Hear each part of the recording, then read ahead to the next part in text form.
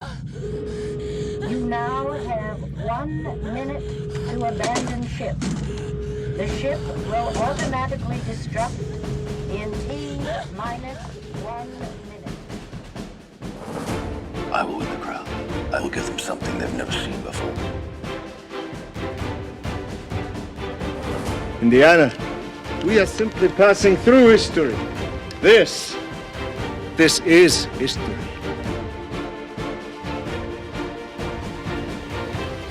Hold on to your butts.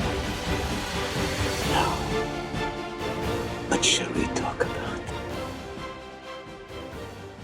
Ladies and gentlemen, welcome into the very, very first Duel of the Greats podcast, folks. Since this is our first episode, we'll obviously want to tell you what we're all about here. So, first things first, the hosts. We'll let everybody introduce ourselves, but just for now, my name is Jeff Herr. I am a longtime movie fan, cinephile, if you will. With me, my good friend Steve Shepard, also in the same category, and also with us is Nate Carter, who is actually the most astute of all of us with a film degree. We'll let you actually tell what you. I don't know if it's actually called a film degree or not. But before we get to the introductions, just breakdown of the show. What is Duel of the Greats all about, right? So first, the show it came about. The brainchild was Steve Shepard and I. Long talking about. Steve is a big fan of Ridley Scott. Myself, I'm a big fan of Steven Spielberg. We both like both directors, of course, but bigger fan of one over the other. And we're like, I wonder what, comparing their filmographies, we noticed that the very first movie that Ridley Scott directed was called The Duellists, and the very first movie that Steven Spielberg directed was called Duel. And we thought that was interesting. We're like, we could make a podcast about this, comparing their filmographies. And then after we saw that, we're like, we could call it Duel of the Greats. And thus, the podcast was born. That was like 2 years ago. And we just kind of kicked around ideas and stuff. And then we brought Nate into the fold. So, what we're going to cover here in this first episode, we'll be talking about those first two movies. But before we get into that, we'll do formal introductions. Like I said, my name is Jeff Herr. I've hosted a podcast before. I hosted a Royals podcast for 8 years. So if anybody knows me from there, you may recognize the dulcet tones you're hearing right now. But just in terms of my movie chops, I'm just a big fan. I read a lot about movies, watch a lot of movies, etc. Love talking about them, and that's what podcasts are for. People who love talking about stuff. So. Without any further ado, then we'll go to our next host, Steve Shepard. Give him your spiel. Who are you? I am Steve Shepard. I work with Jeff. I'm a lawyer by training and a auditor at a bank for a living, which is just the height of excitement. I know, so people will be thrilled to hear my opinions about movies. I have no special training in films, but as Jeff indicated, I love movies. I've loved them my entire life. Nate is my cousin, you'll hear that. He and I, we would go see a movie almost every week back when we were in middle school, high school, once we could start driving. And it's always been just a huge part of my life. And I don't bring a super critical eye to this. I'm mostly just kind of reacting. I go a lot on feels. How do things make me feel? So I'm very excited for this, though. And to be clear, the opinions espoused in this podcast are Steve and my own. They have nothing to reflect from our place of work. So please keep that clear.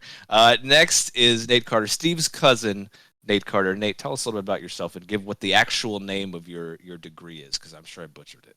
I actually have a degree from the University of Kansas, Rock Chalk, in film and media studies, was what my bachelor degree was in. So I have a little bit of educated background in that. I was really into filmmaking. As Steve said, there was a period of time, probably from like 2002 to 2005, where we saw a movie every single week. I think I saw every single major motion picture released from those years. And I got really into filmmaking. I actually took part in some independent film productions when I was in college and through my 20s. So I think you guys brought me in to kind of maybe provide that sort of filmic background and some level of expertise in terms of actual filmmaking and techniques and the things that filmmakers might do to make their films. For those that know us, Steve and I are sort of known in our friend groups for our legendary arguments. As legendary as these directors are, our arguments may be as equally legendary. So the part of the impetus too was for not only Nate's expertise, but then a calm head to prevail in case anything got too heated on the podcast. So we could have somebody else. Somebody's got to rein us in. And the fourth and slightly he's not nameless, of course, because I'm going to give you his name, but our silent partner is our fearless producer, Brandon Nichols.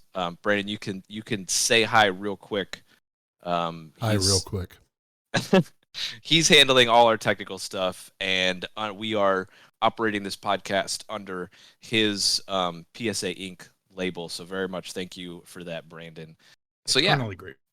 That's the intro for us. That's the first breakdown of what we're all about here. So now going into season 1, episode 1 of the podcast here, what are we talking about? So as I mentioned in our blurb at the beginning, we're talking about Steven Spielberg and Ridley Scott, right? Two absolute legendary directors, some of the most famous movies of all time. So the idea is throughout the course of this season, each episode, we have it blocked out. We're going to talk about, each episode will have a theme, and then we have the one movie from each director who kind of fits the theme, and we'll compare and contrast. You know, how does Ridley Scott handle this, and how does Steven Spielberg handle that, etc.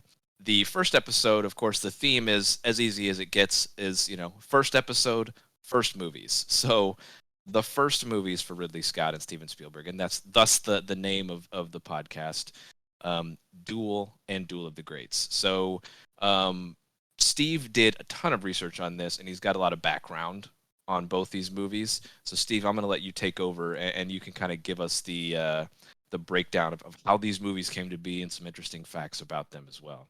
All right, sweet. Yeah, I didn't know anything about either of these movies before we started looking into this, which makes me feel kind of like a poser, saying I'm a fan of Spielberg and Ridley Scott. But they are both pretty fascinating in how there's no fan gating on this podcast. That's true. Everybody's welcome. Everybody come on in. There are several sources I looked at, ranging from Wikipedia to some books full of interviews with Spielberg and Ridley Scott. I'm not going to bore you with listing all of them right now, but I think we could probably drop a list in the description if anybody wants to read further on these. But a couple of good ones were, there's Steven Spielberg, a biography by Joseph McBride, and Ridley Scott, a biography by Vincent Lobruto. I'm probably mispronouncing that. But so some fun facts. Duel was released in 1971 and Duellists 1978. They're obviously both first films by these directors, and these guys are at widely different ends of the spectrum when they actually released their first films. Steven Spielberg was 25 when he directed this. Ridley Scott was 39, and we can get into that later, how that affects maybe how they approached some of these projects. But Duel was originally a TV movie, made for TV movie. It was on ABC, and it later got an extended theatrical release. It's kind of turned into a cult classic apparently, which is something I didn't know. And people just absolutely are crazy about this movie. So it's something we're going to be interested to talk about. It stars Dennis Weaver, and pretty much only Dennis Weaver. There are other people in it, but he's the only one probably worth mentioning at this point. The plot synopsis of it is essentially man in a sedan is chased by a truck. It's about as simple as it gets. There's no use in really delving deeper on that until we get into the details of what and why certain things happen. Ridley Scott's film, The Duellists. This is based on a Joseph Conrad of Hearts of Darkness fame. It is a short story, ironically called The Duel. And it was adapted and obviously directed by Ridley Scott, who is on record as saying he doesn't actually like Joseph Conrad because he had, quote, a low sense of humor, which kind of makes sense if you've ever read or any Joseph Conrad or anything like that. This is for people that don't know. The inspiration for Apocalypse Now also was Joseph Conrad's It's not story, uplifting so. stuff. Yeah. This is not a lighthearted romp at the movies on Saturday night. So just any of Joseph Conrad's stuff is not uplifting. Exactly right. It's not a super fun read. The Duelists is it was shot in a crazy short amount of time, which was fascinating to me. 3 weeks, which seemed wild to me, but again, not the expert. Maybe Nate could tell us more about that. But the entire production schedule was from late September of 1976 all the way to Christmas Eve, but the actual shooting was only 3 weeks, so they really kind of jammed it in there. That's really kind of the basics about both of those in terms of just fun facts. Plot synopsis on the Duelists, I should probably go with that. It's essentially very scary simple as well. 2 guys in the Napoleonic Wars, French officers. One of them accidentally, it seems, upsets the other one. The other one holds a grudge, challenges them to a duel. And for the next 13, 14, 15 years, they duel each other at regular intervals all throughout the Napoleonic Wars. We have 2 movies here with very simple premises, but they have very different outcomes and I think different effects. One other basic fact I'll add about them, Steve, that you kind of almost brought up, is they were both shot in a very short amount of time on very small budgets. Duel was shot for $450,000, which even at that time was a pretty small budget, but for a made-for-TV movie, that was probably on par for what they were shooting like a big made-for-TV movie for. The Duelist really surprised me because it's a period piece and they shot it for $900,000. So even less than $1 million, even then, was kind of rare for like a major motion picture period piece. That is crazy. That's nothing, especially. Yeah. And with Duel, you can kind of tell, the production values are lower, especially for Spielberg.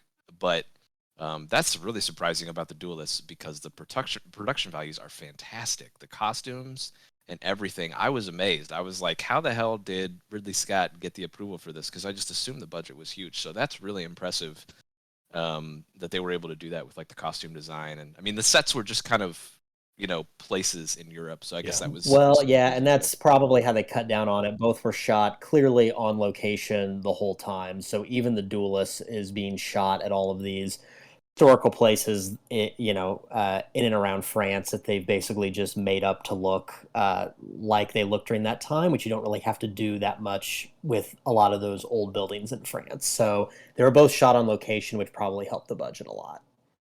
And that's kind of a good segue into the next point because, if we're comparing and contrasting these 2 films, like the first thing that stuck out to me after watching both of them is how strikingly similar they actually are. Like when I saw, Duel and the Duelists, I was like, this is probably just coincidence and they're not going to be very similar at all.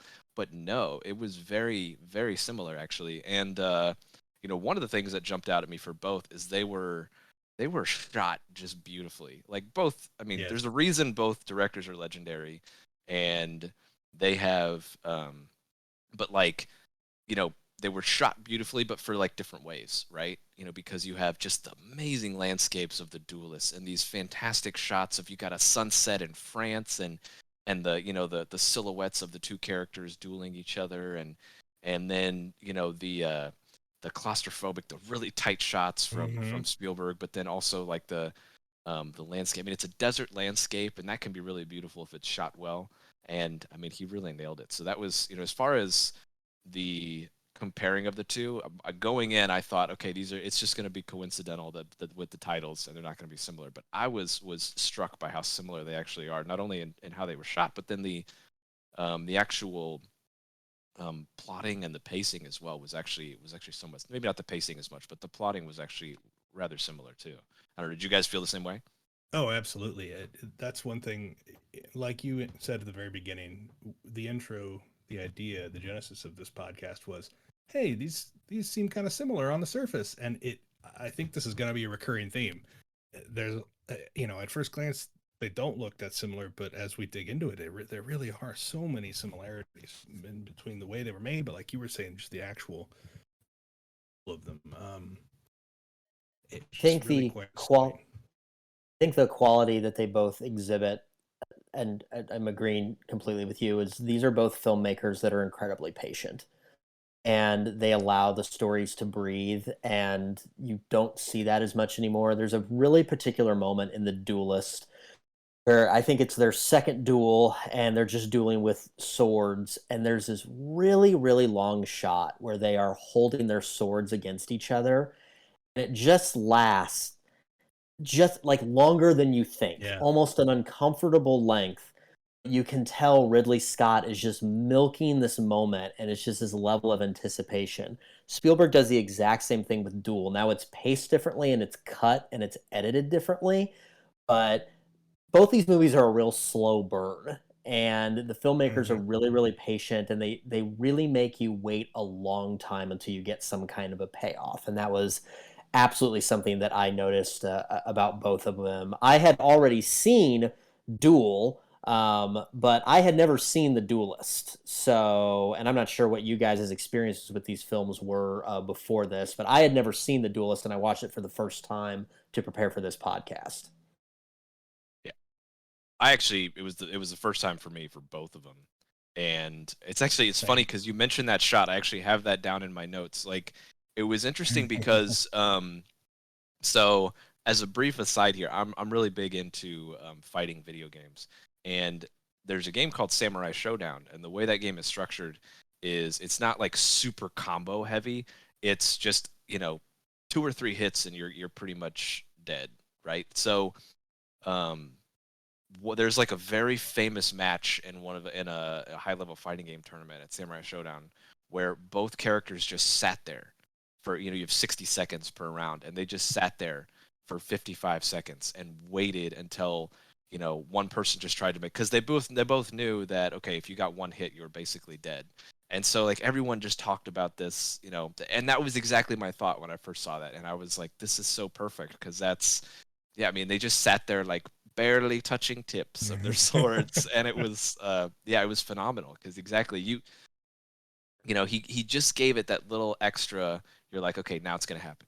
Now it's gonna happen. Now it's gonna happen, and then it finally, and it was fantastic. And then kind of in a similar way, the scene in Duel when when they very first approaches the truck, and he's like kind of weaving out like, okay, can I pass now? Can I pass now? It's very similar there. And like I'm sitting there like all tensed up because I've been there on the highway trying to pass a slow ass truck, and I'm like, oh, can I make it? Can I do it? And so like, it's just do it, man, do it. I know it's hard. And I thought interesting too was the structure, that I was kind of surprised at how, because you mentioned like the second duel, Nate, and they had like very demarcated duels, and they had they actually they had little title cards that was 15 years have passed or whatever, and they have their next duel when they meet each other. And then it's obviously a much more compressed time frame for Duel the movie, but the way the first time the truck just does something where you're like, whoa, this guy's an a-hole, what's going on?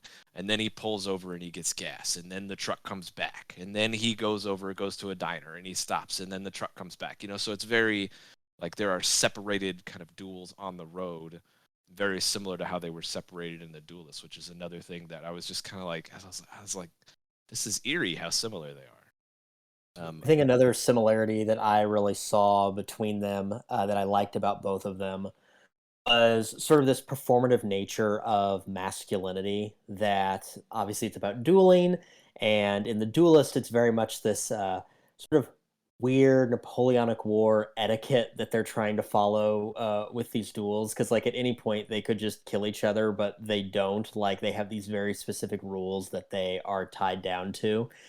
Not so much in Duel, but you do very much see this.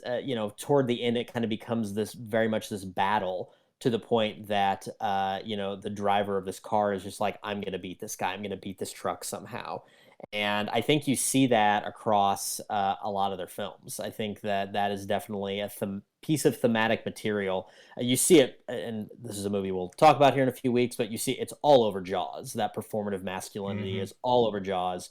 I think you see it a lot with War of the Worlds, and this idea of like, I can be a father. I'm a father too, and that the theme of father is obviously very prevalent with Spielberg. I think in Ridley Scott, you see it with Gladiator. In a weird way, you kind of see it with Alien, even though it takes on sort of a female role, actually kind of tries to fill in sort of this masculine role. And I didn't really anticipate seeing that as much when I rewatched Duel, but it was definitely there as well with both that and the Duelist. One interesting thing, going back to kind of the history of this of these films and when they were made, there were quotes from both filmmakers essentially saying that I don't think I would ever make this movie again, same way, or even with the same kind of feel. But it's so much of their both of these. So despite them knowing that you can't capture lightning in a bottle again, and that every film is different, and they're growing every time they make one. I mean, it's got their fingerprints all over it. It's So really fun. like, especially with Duel, like as it started out, I actually was thinking it's very unlike Spielberg at first, because like there were so many tight shots. Like that's just not what he does. And you kind of have to be, because it's in the car and you're trying to get these claustrophobic, but like it was almost like Tarantino-esque shots where it's just like one eye in half the camera, and the rear view mirror in the back of his head, so you kind of get these juxtaposed shots. And then as he's passing the truck for the first time, then we get this sweeping shot that's just incredible, where it comes from like outside the back of the truck and goes, or outside the back of the car, all the way around to the truck as he's passing. And then I literally put in my notes, I was like, there he is. That's there was like the exact same shot in Minority Report almost, where he's just like, as he's on the highway, it's just and it actually, like, they have the technology at that point to actually kind of phase into the car with the same shot. So yeah, I it was kind of interesting, and I thought, like, specifically, but there was so much with all the tight shots and stuff that it was just. It's interesting that you say that they both said that they would never do it again, because I was telling my wife after seeing both of them, I was like, I don't think I've ever seen anything like this from either director, and that makes sense if that's how their own philosophy is, because especially with Duel, when he gets run off the road the first time and he has the accident where he hits the fence and he goes into the diner, and there is a one continuous tracking shot as he goes into the diner and slowly walks through, goes into the bathroom, washes his hands, he's got a voiceover, he's talking to himself, goes out of the bathroom, and then to leave. And like, I've never seen Spielberg do a tracking shot like that. I mean, that was like De Palma or something, that you would see. And I just thought that was like, it's like, man, I loved it. And I've never seen him do something like that. I was like, it's interesting that, like you said, there is so much of their DNA, but there's also a lot of that stuff that they were a little bit more experimental, because it was their first time out. And they found what looked for it. It's almost like they're experimenting. Yeah, but they found what worked for them, and they capitalized on it moving forward in their careers. And for whatever reason, Spielberg was like, I guess this tracking shot, this type of thing doesn't work for me. So yeah, it's interesting that they both said that, because it makes a lot of sense. I think that in particular, the thing that I really never see Spielberg do in that exact same sequence is just the voiceover narration. He is such a visual filmmaker, and he communicates everything visually. And I'm trying to now think of examples, and I'm sure maybe there's some other example that exists, but there are these long stretches in Duel where he is very indebted to these internal thoughts and this internal monologue of the character. And whenever I see something like that, and this is a good example of how a filmmaker can sort of grow and evolve, whenever I see internal monologue like that, I wonder, if you completely took this out, if you completely took out the internal monologue, would the audience still be able to understand what was going on? And Spielberg is such an intuitive visual filmmaker that I think probably in that sequence you'd be able to figure out. You'd be able to figure out that he's looking across the diner. He's trying to figure out who the truck driver is. He keeps glancing out. I don't think that he really needed that. But he was just young. He's doing a made-for-TV movie, and maybe he just thought that was in the script, and I need the voiceover narration to just dumb it down for the audience and tell them what the guy's thinking. And I don't think he needed that. Your instincts are 100% on point. So the network executives added that originally was not part of the voiceovers. They're like, I'm not. we need more exposition here. I'm not surprised at all. And again, to compare the filmmakers, when you talk about, not necessarily for the Duelist, but when you talk about something like Blade Runner, that it has that voiceover narration that everybody hates, and Ridley Scott didn't want it. Ridley Scott thought that he was communicating everything visually, and the studio pressured him to put in this weird voiceover narration that just tells the audience exactly what year it is and everything that's happening. I think that I'm not surprised at all, and I didn't know that. Thank you for the research, Steve, because I'm not surprised at all to read that Spielberg probably just wanted to do it visually, and they made him like dumb it down and like put this voiceover narration in that they probably just did in post right over the finished film. Yeah, and that's so funny because I literally, one of my notes was voiceover very un-Spielberg. So yeah, that's really interesting. But that, and that also kind of, as their career goes on, Spielberg and Scott become to the point where they no longer get strong-armed by the studios to do that kind of stuff. Like, nobody's telling Spielberg at this point in his career, or Ridley Scott, hey, you really need a voiceover. And be like, oh, go fuck yourself. They're not like that story about James Cameron wanting to make Avatar, and he was like, Titanic paid for this damn studio. You're gonna listen to me and my you're gonna make my movie for me. So that's fun. So those are a lot of the similarities. What did you really see as the differences? I think the main difference, and I don't even know, this is just kind of a consequence of the nature of the stories themselves, but pacing is one. They were both deliberate, but Duel, you've got two cars on a road, on a highway, trying to pass each other, and it's faster. It's quicker. The action scenes are more, action packed, if you will. Whereas the Duelists, obviously, they literally have some voiceover guy, 15 years later, the absolute worst narrator I've ever seen. That was horrible. I hated that in the Duelists. I was like, what is this guy?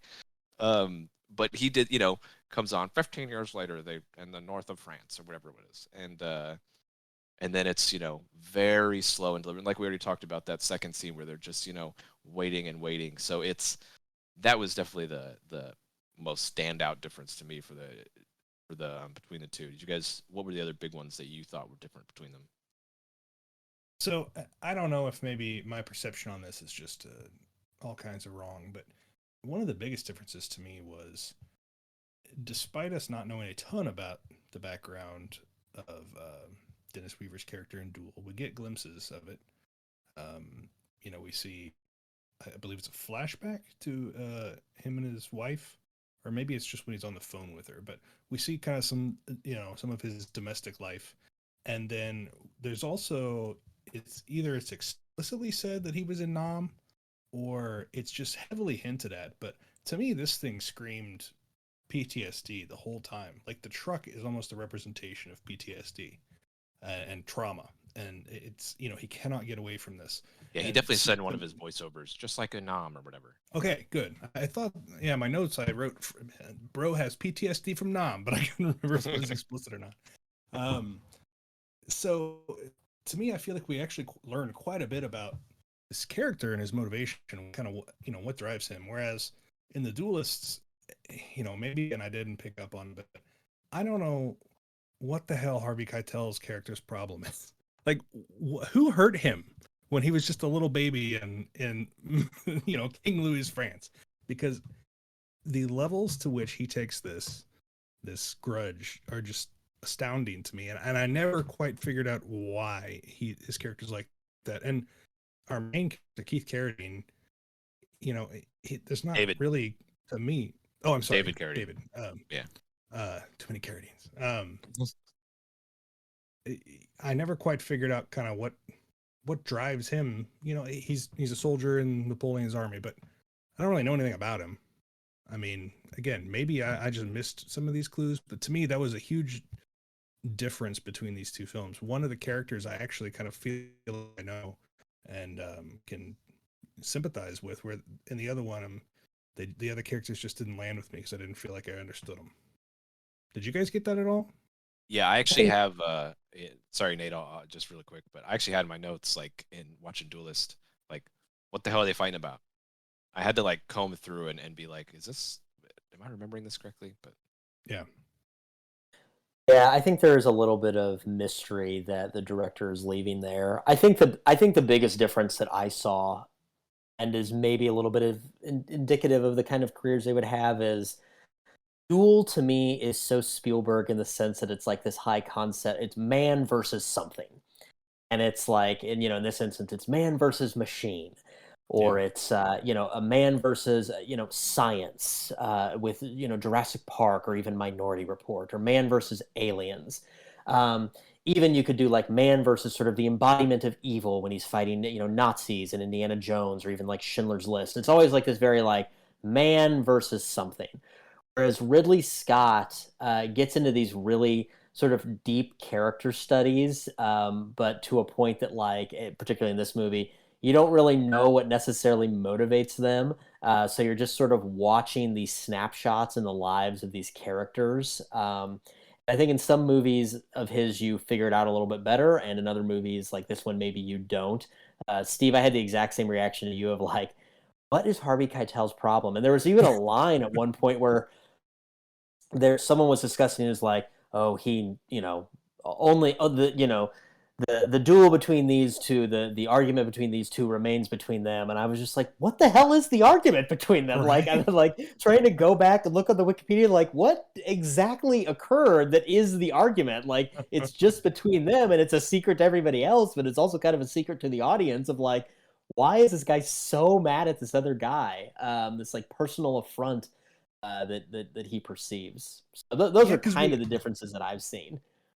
Yeah, I agree. so yeah, and I think at one point, like before the final duel, I think David Carradine's character, Darno, what's his name? I have it written down here. Dubert. Dubert He and Farode. and Farode, yeah. Yeah. So Dubert, he's getting out of this carriage, and somebody is talking to him about, Farode wants to battle again. Like, of course he does. And he turns back and he says, "Ask him, was Mrs. Cleo worth it, or whatever?" And that was the name of like the very first scene he had to go and find Harvey Keitel's character, and went to his home, and his wife was like, "Oh, he's at this brothel or whatever, run by Miss Cleo."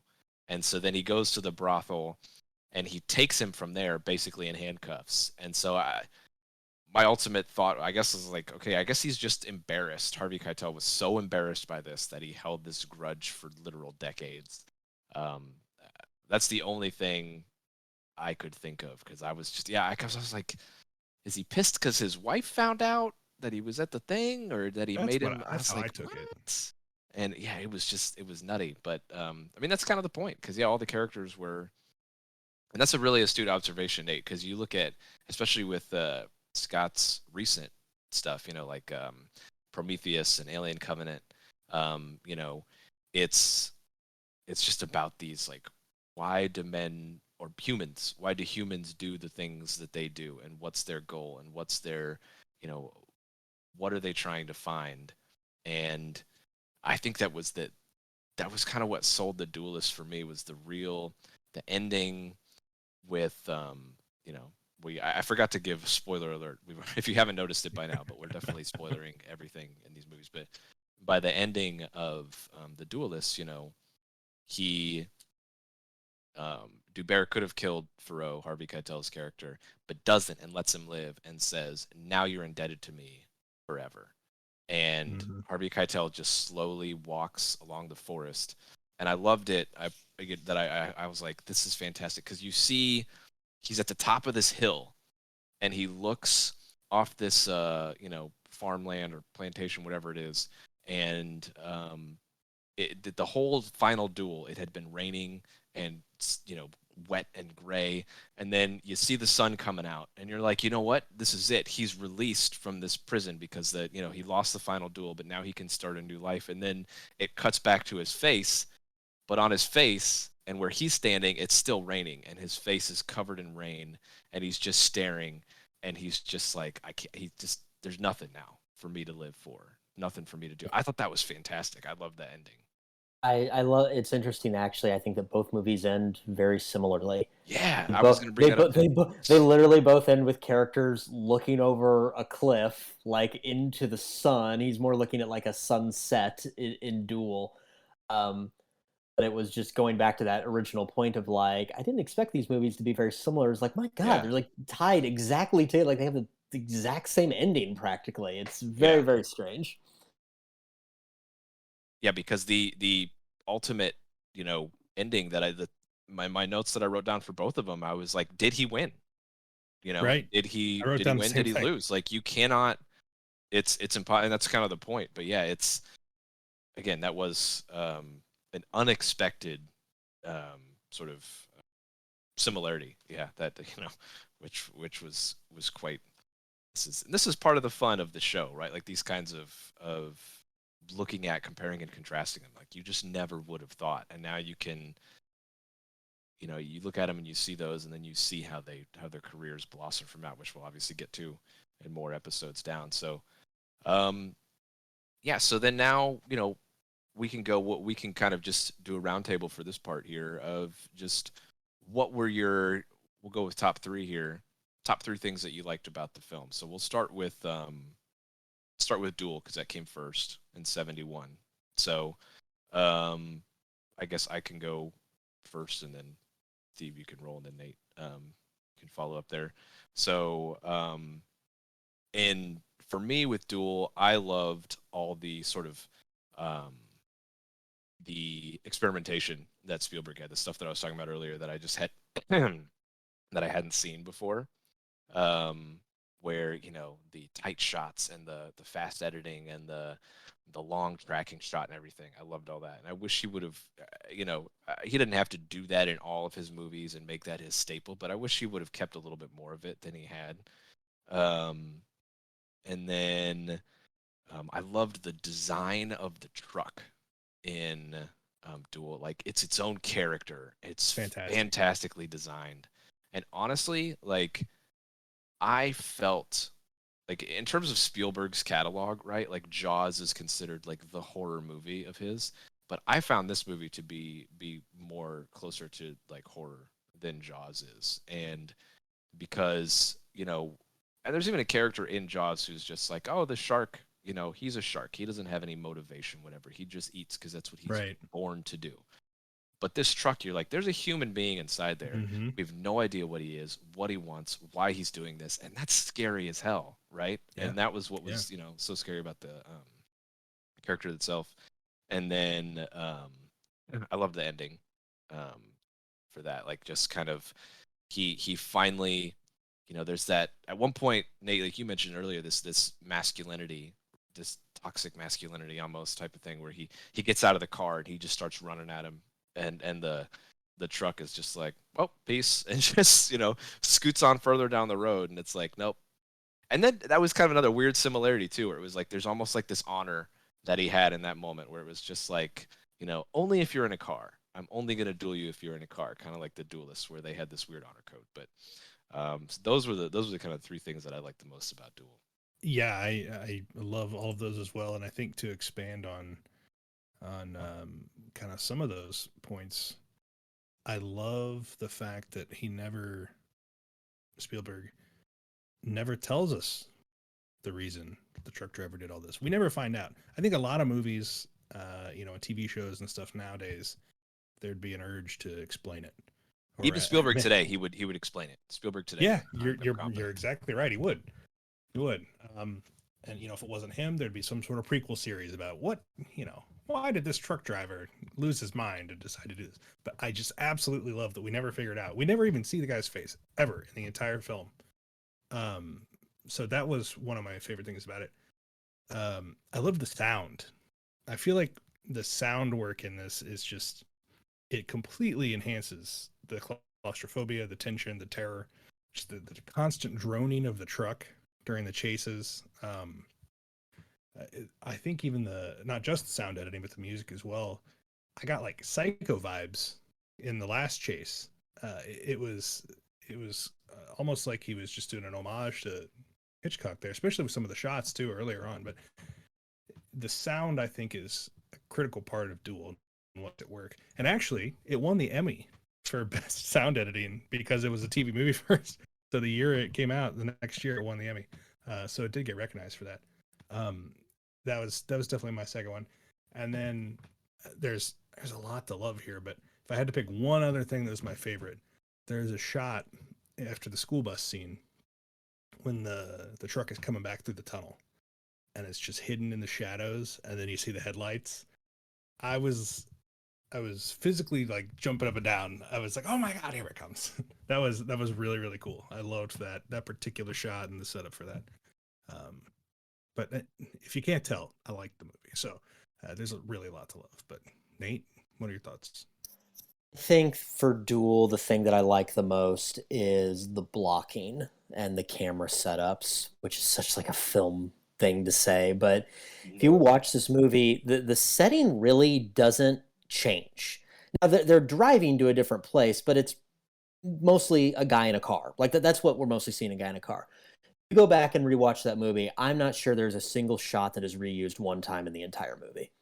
That somehow Spielberg is able to block out these scenes and do something completely different through the whole movie, depicting a guy in a car. And I think any other filmmaker, particularly on this budget, particularly with this time constraint, would have been very much motivated to just like stick a couple cameras in a couple places and just let it play out from there and just kind of cut around it and reuse those same establishing shots and stuff. And the way that he blocks this, it's like every single shot is different. And it just shows how intuitive and how inventive Spielberg was and is. And I'm just, again, I hadn't rewatched this since I was, maybe like in college, and it's just, I was really blown away by that. Steve, like you said in particular, I think the unseen villain, I really loved. Very Spielberg-esque. Again, a lot of parallels to Jaws. Not seeing the shark, and the lack of motivation. Also, I think Jeff, you had said this, that there's something about that unseen, just kind of the random acts of violence is a little bit scarier to me. Like, it's unlikely we're going to be attacked by a shark, and if we were to be attacked by a shark in real life, it's like every shark attack is an accident. Like, they think you're another kind of animal. Shark attacks are very, very rare. Shark attacks don't kill a lot of people worldwide. There's something about this that's just like, at any day, you or I or anyone could be commuting to work, and someone could have really bad road rage and just like have it out for you and try to like. And that's unlikely to happen too, but that feels more real. We're all going to get into a car tomorrow and drive to work, and there's something very regular about that interaction that makes it really scary. I do think that it makes it a little bit scarier than a lot of his stuff. Also, Steve, my third thing, like you said, is the sound design. There's one in particular where the sound of that truck and the horn of that truck becomes so synonymous with fear that he actually fakes you out at one point. At one point, the guy is waiting. He thinks he's just going to wait him out. He's going to let the truck drive like an hour down the road. And he's sitting next to train tracks, and he starts to fall asleep. And you start to hear that horn sound again. And he's using the exact same sound, and he like startles awake, and it's a train going by. So it actually starts to even be kind of playful with the audience in terms of what he's trying to do there with the sound design and kind of fake you out a little bit. Those would be the blocking, the unseen villain, and the regularity of what he's doing, and the sound design are probably my top three for Duel. Yeah. And then what about the Duelists? We'll go in reverse. Nate, you can lead us off on that one. So I mentioned this at the beginning. I really liked the patience of those scenes, those dueling scenes, and how, particularly that second one, how you're just waiting forever. You don't see that in films anymore. You don't see filmmakers really, really letting a moment breathe for a long period of time. And I really liked that particular duel scene.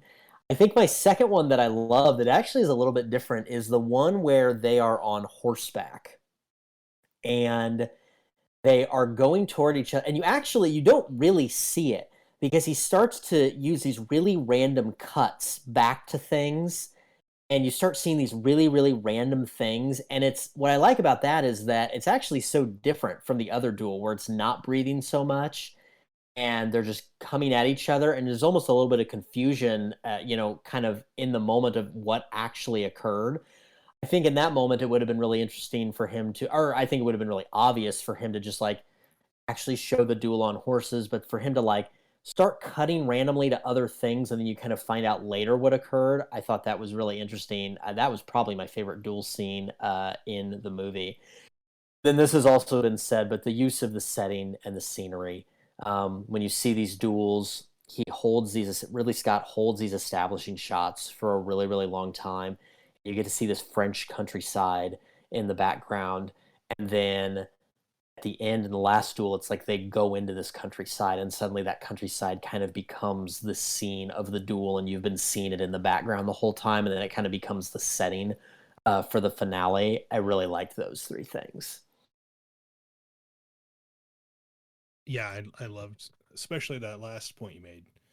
That's probably one of my three. Just the beautiful shots, especially of the landscape. The lighting was one thing that I thought was just amazing throughout the whole thing. And as I was watching it, I'm like, did he just watch Barry Lyndon and decide to rip off the whole thing? And he did, basically. I mean, not rip it off, of course, but when I was researching it, Barry Lyndon had just come out a couple years before, and specifically Ridley Scott talked about how much he loved that and wanted to emulate that. And so they used a lot of the same techniques of only using candlelights interior for interior shots and only using sunlight coming through the windows instead of actual camera lighting, whatever the technical term is, Nate. I don't know, but you know what I mean. A lot of natural lighting. So that I thought that was very cool. And we mentioned it earlier, the uniforms and just the feel, the grittiness, the smoke, the dirt.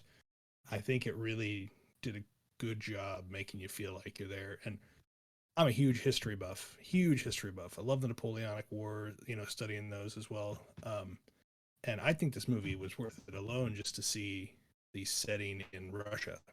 I thought the visual storytelling there of just how desperate that fight and that campaign was. These guys just frozen, to the ground. That whole bit, I think that scene right there could be used in history classes, I feel like. But yeah, so despite me not being quite as high on this one as Duel, there were definitely great things in it. Oh, and yeah, I double checked. It is Keith Carradine. There are just too many Carradines. That's Keith. What? Yeah. Oh, it is Keith Carradine. You're right. Well, crap. I'm sorry. My bad. I don't know why I thought David on that one. I even have it wrote down that it was Keith Carradine. Sorry. Hashtag too many. Hashtag too many Carradines. But yeah, I similar to both of you. I love. I mean, like first thing I wrote down is just some amazing shots in this movie. Like before the second duel, where there's like the French countryside, and they've got this long trail, and it's like sunset, and they've got some trees, and then he just like slowly moves across the trail, and you see this cottage in the background, and they stand up for the fight. It was fantastic. And then the Keith Carradine's sort of love interest. Laura was her character's name. I'm not sure who the actress is off the top of my head. And so there was a random scene where like they were together for a while, and then she left, and then they see each other again. And it could have very easily, you could just make it a very tight scene, like put them up against like, oh, here's a stone building, just a random one.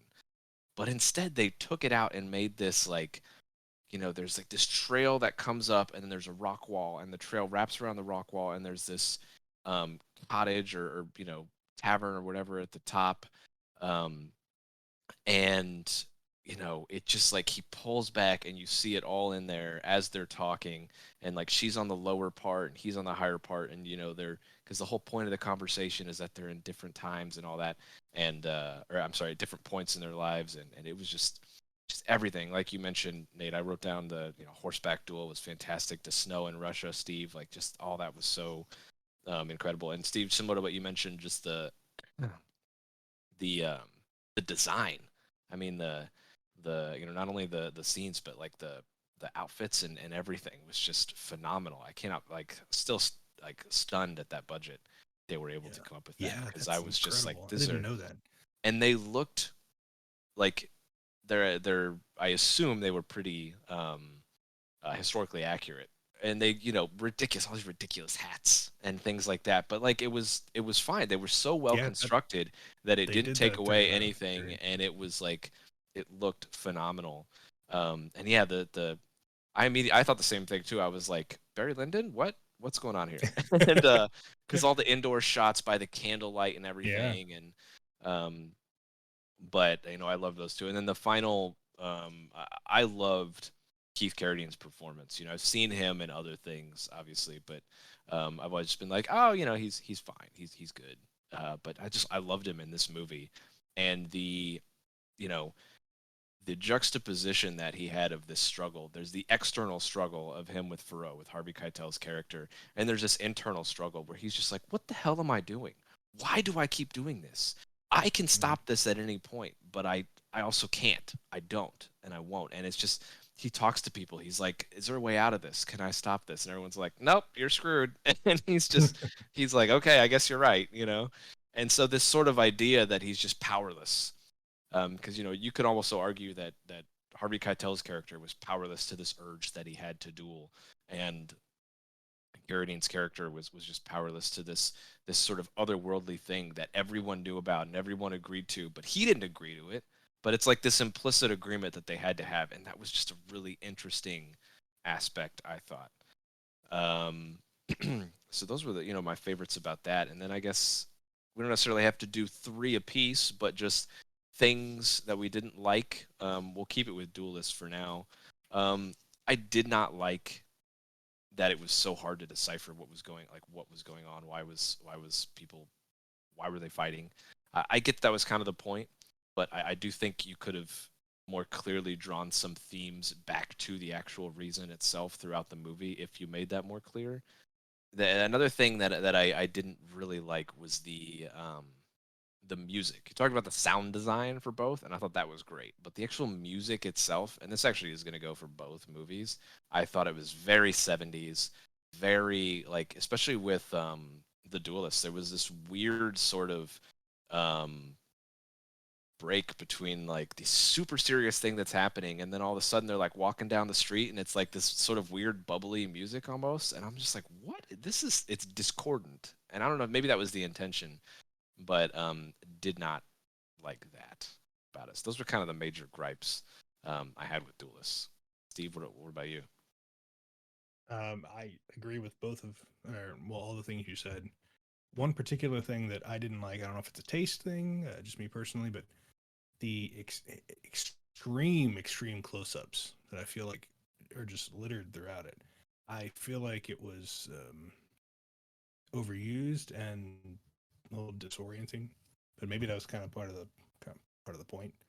But I didn't feel like that didn't help my understanding of the characters' motivations or the action necessarily. Every time the camera started going in even further, I'm just like, oh my god, not again. That was one thing I really didn't like in the movie. We already talked about it, but Thoreau, Harvey Keitel's character, I don't think Harvey Keitel did a bad job. I just don't like that character because, again, I just do not understand. I mean, I get it. Part of it is, maybe it's at a certain point he doesn't even know why he's doing this anymore. It's just, this is what they've been doing for 15 years, and he knows he has to keep doing it. But I don't understand why he continues to do this, and because of that, I never quite bought the character.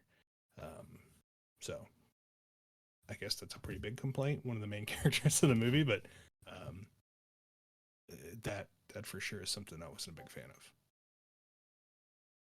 I would agree with all the things that you have said. I think, Jeff, going back to yours, I would say probably the thing that I disliked the most about it was just at times it was just confusing as to why they were doing this.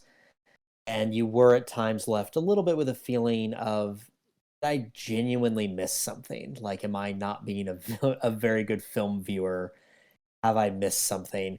And I'm glad to hear you guys say I literally rewound at one point. Yeah, I'm glad to hear you guys say that I'm not. That we all kind of felt like we'd sort of missed something. There was some secret that we weren't part of, and so that bothered me a little bit. That was kind of my main gripe with the Duelist.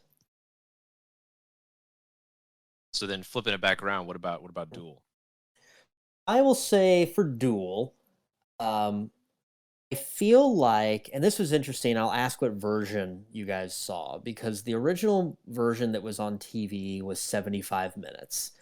And it was so popular, they go back in and they add scenes and they run it to 90 minutes. And the 90-minute version is the one that I was able to rent. It's interesting, though, because I thought that it did drag a little bit at the end. And I thought that there were only so many scenarios that they could repeat, and it kind of started to repeat. You kind of get hit over the head by the end of it. It was like, okay, we get it. The truck driver's psychotic. He's chasing the guy. And we just keep sort of repeating these exact same scenarios over and over and over again. I thought that it actually could have been cut a little bit shorter, so it's interesting that the TV version, when it originally aired, was a little bit shorter. I feel like it just kind of dragged out the scenario. There's only so much you can do with that scenario, and I feel like it dragged it out like 15, 20 minutes too long of what you would have been able to do with that particular scenario. Yeah, I can't disagree with that.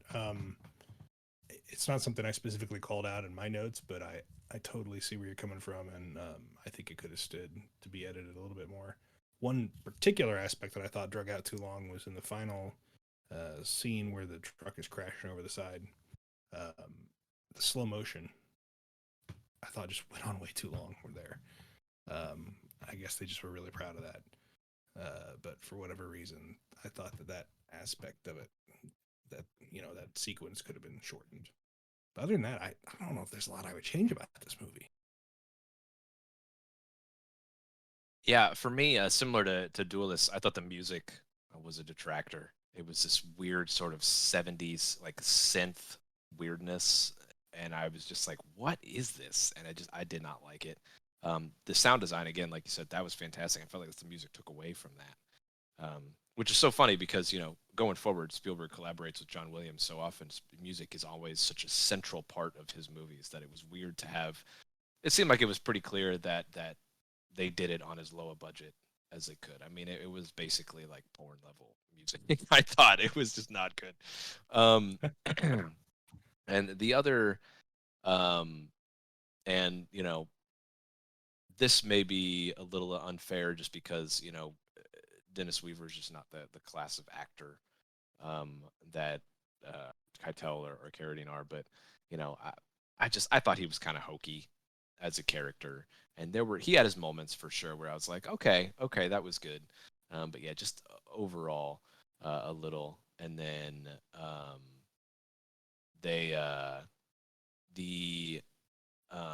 ending, kind of what you said, you talked about the slow motion part, and I think for me it was just this sort of weird, it just felt like they wanted to end it, and so they did, because it was this truck driver outwitted him at every turn. Every time he thought he won, the truck driver came back and he was good. And then like he's so very obviously is like leaning out of his car like he's gonna dive out and do a dive bomb without him being in the car, and the truck driver's like, I'm just gonna keep on going, and then like, oh no, I didn't see this cliff here.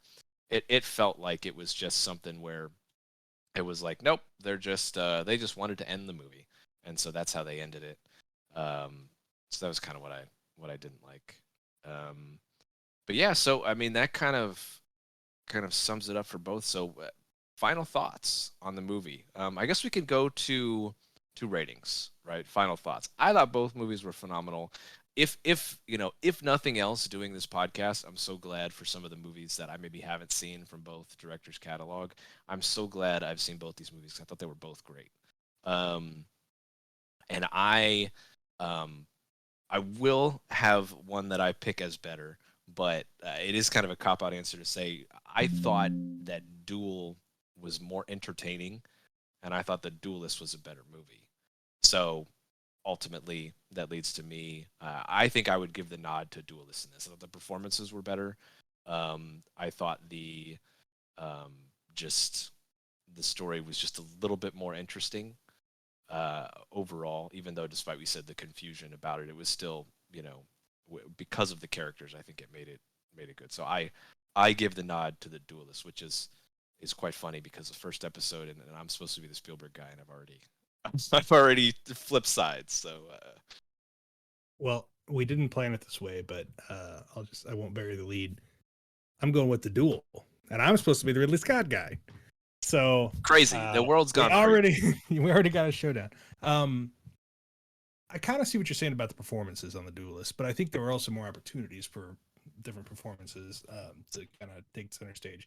The Duel to me just is, I don't want to say it's almost a perfect movie, but its pacing is just so good, and the tension is so good, and there's hardly anything I think I would cut out. I would watch that movie again and again. And one thing I always ask myself when I watch one of these movies, do I ever want to sit down and watch this again? There's a world of content out there, right? And if I'm ever going to rewatch something that's something new that theoretically I can't watch, I absolutely want to rewatch Duel. And Duelists, I can take or leave. I kind of want to make this a thing. Duel, I give, as a star rating, I give 4 out of 5 catalytic converters, because that truck is just spewing pollution into the desert sky. He even mentioned it. Talk about pollution. Yeah, even they knew in the 70s. Duelists, I only give 2 pairs of skin-tight wool trousers out of 5. So that's where I stand. That's I guess we're going to need our expert. So I'm going to have to break the tie between you. Break the tie here. This is why you brought me in. That's not even Duel is slightly better. That's like Duel is like way better.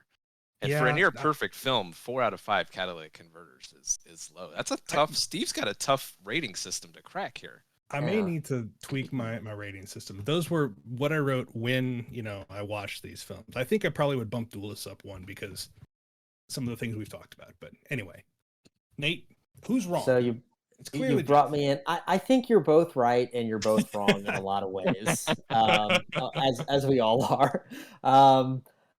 I didn't anticipate having to break the tie in the first episode. Here we go. I will give the nod to the Duelists.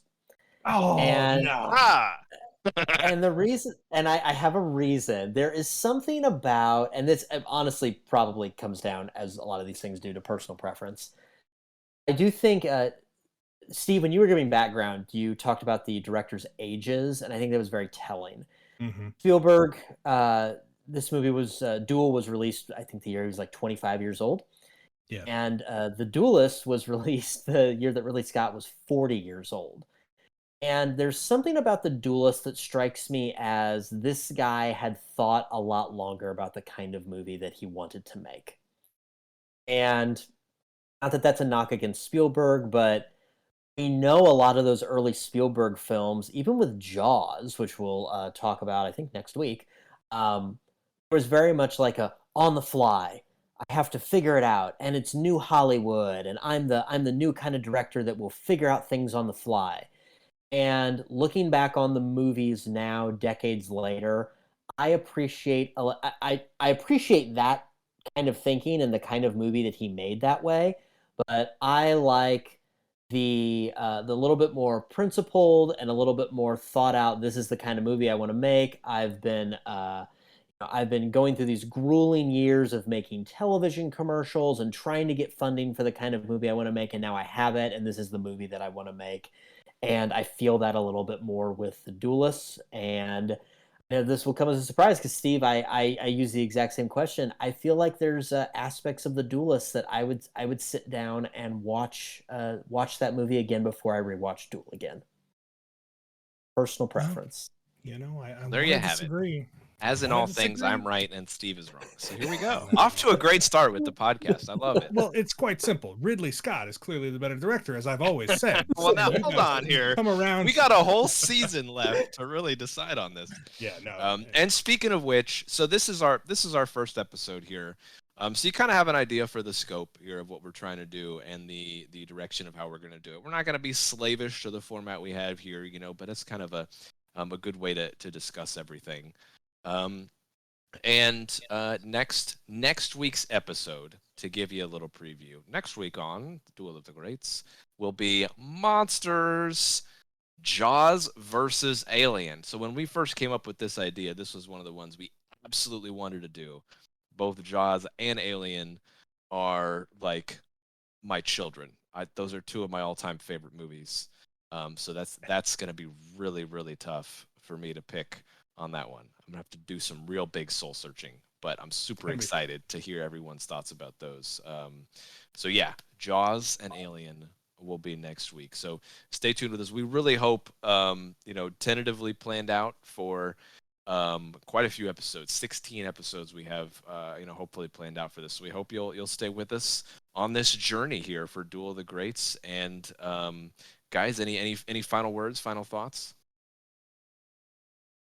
I think that everything just went fantastic, and I'm looking forward to.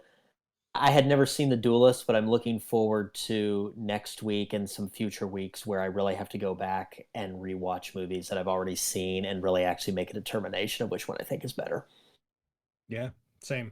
I'm glad we got to watch some stuff that I didn't even know existed, really, and just excited to go on this journey with you guys. All right, Brandon, our producer. Yeah, I just had one question since it was brought up earlier. Is there going to be an episode where you guys are comparing porn directors? Since you've already brought it up once in the first episode. That's a future season. This is only Scott and Spielberg in this season. We'll discuss that for a future season. But I like where your head's at. So anyway, that's what she said. That's it for us. Thank you all so much for joining. We really appreciate it. And as Steve said, he's excited to take this journey. So am I. So is Nate. And we hope you guys will be excited to take this journey with us as we delve into the career of these two fantastic filmmakers. So please stick with us, and we'll see you next week.